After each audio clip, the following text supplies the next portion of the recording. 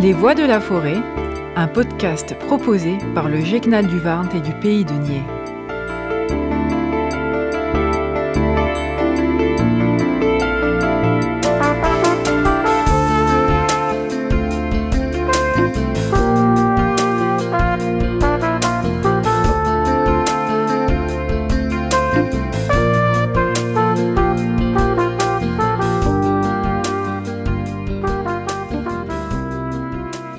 Qu'il soit généalogique ou de vie, l'arbre est devenu le symbole de l'acte de résistance face à l'homme qui peine à partager un même patrimoine naturel. Chateaubriand écrivait « La forêt précède l'homme, les déserts le suivent ». Cet emblème du temps est pourtant le miroir des femmes et des hommes, dans leurs essences naturelles, tout comme dans leurs liens sociaux. Son tronc, dressé vers le ciel, lui confère une image de force. En parallèle, sa douceur et sa fragilité sont incarnées par le développement de son feuillage touffu, enveloppant ses fruits. L'arbre donne le gîte et le couvert aux oiseaux, il devient nourricier. L'arbre puissant donne tant à son environnement naturel, et pourtant, la main de l'homme menace son existence. L'urbanisme, la déforestation, les conséquences du changement climatique, la contrainte nuit à son équilibre et à son développement. Les Voix de la forêt se proposent de vous raconter les arbres à travers la plume de Marcel Béalu, d'Agadès, Jules Renard, Marcel Cohen, Michel Ciré et Jean Giono. Avec les mots, cette façon de souligner le visible est également une invitation à voir l'invisible. L'arbre qui cache la forêt est aussi l'arbre qui cache les racines. 20 000 liens sous la terre se forment et se lient. Ils permettent à cette tribu verte de signer son acte de résistance. Arbre de Michel Ciré. Arbre à l'immobilité feinte, montez à l'assaut du ciel.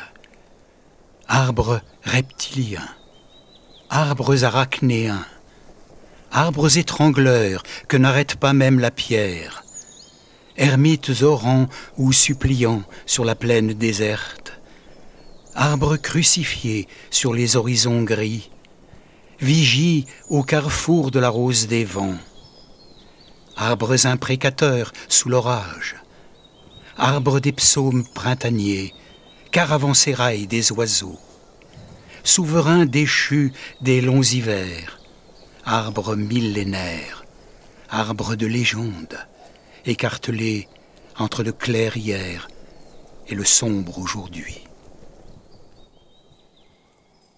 Une famille d'arbres de Jules Renard. C'est après avoir traversé une plaine brûlée de soleil que je les rencontre. Ils ne demeurent pas au bord de la route à cause du bruit. Ils habitent les champs incultes sur une source connue des oiseaux seuls. De loin, ils semblent impénétrables. Dès que j'approche, leur tronc se desserre. Ils m'accueillent avec prudence. Je peux me reposer, me rafraîchir, mais je devine qu'ils m'observent et se défient. Ils vivent en famille, les plus âgés au milieu et les petits, ceux dont les premières feuilles viennent de naître, un peu partout, sans jamais s'écarter. Ils mettent longtemps à mourir et ils gardent les morts debout jusqu'à la chute en poussière. Ils se flattent de leurs longues branches pour s'assurer qu'ils sont tous là, comme les aveugles. Ils gesticulent de colère si le vent s'essouffle à les déraciner, mais entre eux aucune dispute. Ils ne murmurent que d'accord. Je sens qu'ils doivent être ma vraie famille. J'oublierai vite l'autre. Ces arbres m'adopteront peu à peu, et pour le mériter, j'apprends ce qu'il faut savoir. Je sais déjà regarder les nuages qui passent. Je sais aussi rester en place, et je sais presque me taire. Voix des arbres de Marcel Béalu. Les arbres, timides et forts, La nuit parlent à voix haute, mais si simple est leur langage qu'ils n'effraient pas les oiseaux. Près du cimetière, où les morts remuent leurs lèvres de cendre, le printemps en flocons roses rit comme une jeune fille. Et parfois, comme le cœur prisonnier d'un vieil amour, la forêt pousse un long cri en secouant ses barreaux. Révolte de Dagadès. Un jour, les arbres aussi en auront plein le tronc.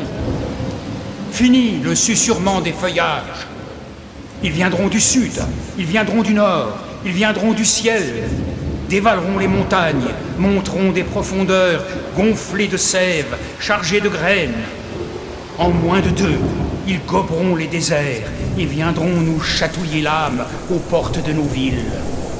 Ils boiront l'eau de nos rivières et mangeront nos pierres. Nos nuits seront tapissées de fauves et les serpents entreront dans nos baignoires. Le craquement des écorces crèvera nos tympans, et tandis que des lianes nous coudront sur nos couches, la mousse mettra pied sur nos poitrines. Merci vieux chêne de Marcel Cohen. Un homme raconte comment son grand-père ne manquait pas une occasion de rappeler que dans sa jeunesse, il avait planté le chêne ornant le jardin de la petite maison familiale à seule fin de faire honte aux voisins n'osant pas miser aussi loin dans le futur.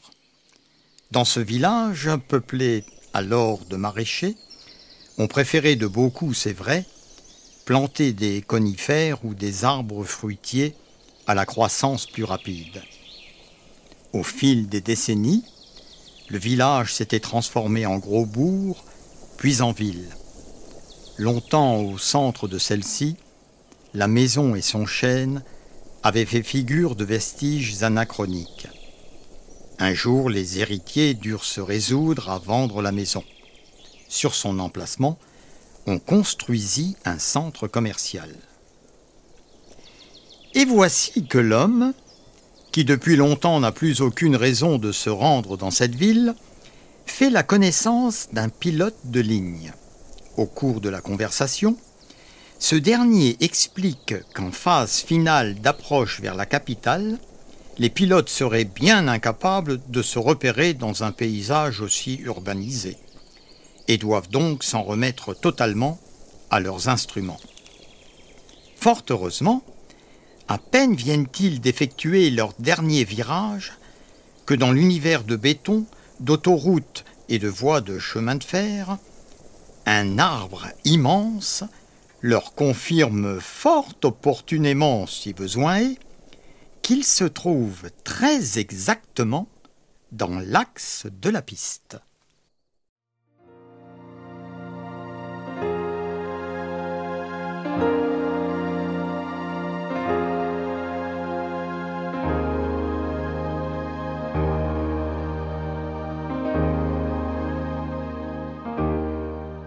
L'homme qui plantait des arbres de Jean Giono. À partir de 1920, je ne suis jamais resté plus d'1 an sans rendre visite à Elzéar-Bouffier.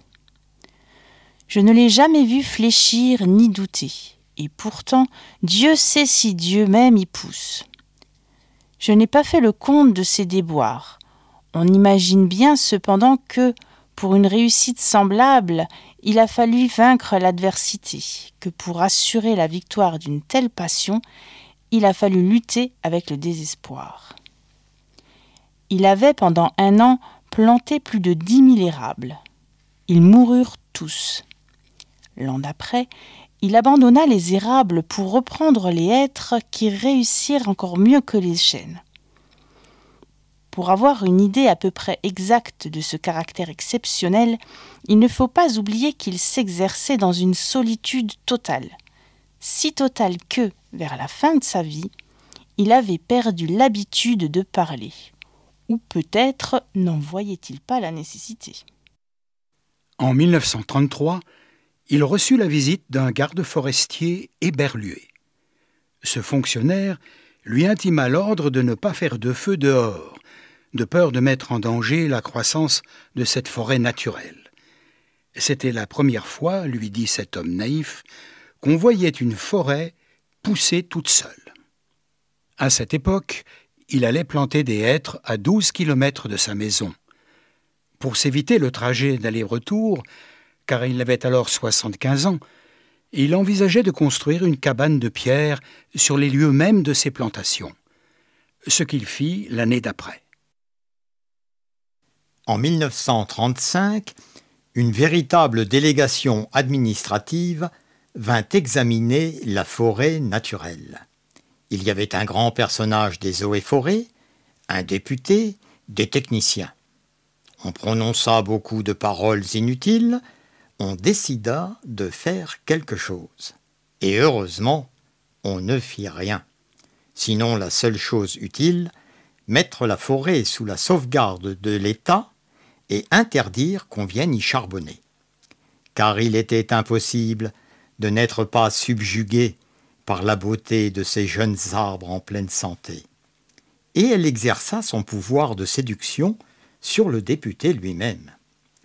J'avais un ami parmi les capitaines forestiers qui étaient de la délégation. Je lui expliquai le mystère. Un jour de la semaine d'après, nous allâmes tous les deux à la recherche d'Elzéar Bouffier. Nous le trouvâmes en plein travail, à 20 kilomètres de l'endroit où avait eu lieu l'inspection. Ce capitaine forestier n'était pas mon ami pour rien. Il connaissait la valeur des choses. Il sut rester silencieux. J'offris les quelques œufs que j'avais apportés en présent. Nous partageâmes notre casse-croûte en 3, et quelques heures passèrent dans la contemplation muette du paysage. Le côté d'où nous venions était couvert d'arbres de 6 à 7 mètres de haut. Je me souvenais de l'aspect du pays en 1913, le désert. Le travail paisible et régulier, l'air vif des hauteurs, la frugalité et surtout la sérénité de l'âme avaient donné à ce vieillard une santé presque solennelle. C'était un athlète de Dieu. Je me demandais combien d'hectares il allait encore couvrir d'arbres. Avant de partir, mon ami fit simplement une brève suggestion à propos de certaines essences auxquelles le terrain d'ici paraissait devoir convenir. Il n'insista pas. « Pour la bonne raison, me dit-il après, que ce bonhomme en sait plus que moi. » Au bout d'une heure de marche, l'idée ayant fait son chemin en lui, il ajouta « Il en sait beaucoup plus que tout le monde. Il a trouvé un fameux moyen d'être heureux. » C'est grâce à ce capitaine que non seulement la forêt, mais le bonheur de cet homme furent protégés. Il fit nommer 3 gardes forestiers pour cette protection et il les terrorisa de telle façon qu'ils restèrent insensibles à tous les pots de vin que les bûcherons pouvaient proposer. L'œuvre ne courut un risque grave que pendant la guerre de 1939. Les automobiles marchant alors au gazogène, on n'avait jamais assez de bois. On commença à faire des coupes dans les chênes de 1910, mais ces quartiers sont si loin de tout réseau routier que l'entreprise se révéla très mauvaise au point de vue financier. On l'abandonna. Le berger n'avait rien vu. Il était à 30 kilomètres de là, continuant paisiblement sa besogne, ignorant la guerre de 39 comme il avait ignoré la guerre de 14. J'ai vu Elzéar Bouffier pour la dernière fois en juin 1945. Il avait alors 87 ans. J'avais donc repris la route du désert. Mais maintenant, malgré le délabrement dans lequel la guerre avait laissé le pays, il y avait un quart qui faisait le service entre la vallée de la Durance et la montagne. Je mis sur le compte de ce moyen de transport relativement rapide le fait que je ne reconnaissais plus les lieux de mes dernières promenades. Il me semblait aussi que l'itinéraire me faisait passer par des endroits nouveaux. J'eus besoin d'un nom de village pour conclure que j'étais bien cependant dans cette région jadis en ruine et désolé. Le carme débarqua à Vergon. En 1913, ce hameau de 10 ou 12 maisons avait 3 habitants. Ils étaient sauvages, se détestaient, vivaient de chasse au piège, à peu près dans l'état physique et moral des hommes de la préhistoire. Les orties dévoraient autour d'eux les maisons abandonnées. Leurs conditions étaient sans espoir. Il ne s'agissait pour eux que d'attendre la mort, situation qui ne prédispose guère aux vertus. Tout était changé, l'air lui-même. Au lieu des bourrasques sèches et brutales qui m'accueillaient jadis, soufflait une brise souple chargée d'odeurs. Un bruit semblable à celui de l'eau venait des hauteurs. C'était celui du vent dans les forêts. Enfin, chose plus étonnante, j'entendis le vrai bruit de l'eau coulant dans un bassin. Je vis qu'on avait fait une fontaine, qu'elle était abondante et, ce qui me toucha le plus, on avait planté près d'elle un tilleul qui pouvait déjà avoir dans les 4 ans, déjà gras, symbole incontestable d'une résurrection. Par ailleurs, Vergon portait les traces d'un travail pour l'entreprise duquel l'espoir est nécessaire. L'espoir était donc revenu. On avait déblayé les ruines, abattu les pans de murs délabrés et reconstruit 5 maisons. Le hameau comptait désormais 28 habitants, dont 4 jeunes ménages. Les maisons neuves, crépies de frais, étaient entourées de jardins potagers, où poussaient, mélangés mais alignés, les légumes et les fleurs, les choux et les rosiers, les poireaux et les gueules de loup, les céleris et les anémones. C'était désormais un endroit où l'on avait envie d'habiter. À partir de là, je fis mon chemin à pied. La guerre dont nous sortions à peine n'avait pas permis l'épanouissement complet de la vie, mais Lazare était hors du tombeau. Sur les flancs abaissés de la montagne, je voyais de petits champs d'orge et de seigle en herbe. Au fond des étroites vallées, quelques prairies verdissaient. Il n'a fallu que les 8 ans qui nous séparent de cette époque pour que tout le pays resplendisse de santé et d'aisance. Sur l'emplacement des ruines que j'avais vues en 1913, s'élèvent maintenant des fermes propres, bien crépies, qui dénotent une vie heureuse et confortable. Les vieilles sources, alimentées par les pluies et les neiges que retiennent les forêts, se sont remises à couler. On en a canalisé les eaux. À côté de chaque ferme, dans des bosquets d'érables, les bassins des fontaines débordent sur des tapis de menthe fraîche. Les villages se sont reconstruits peu à peu.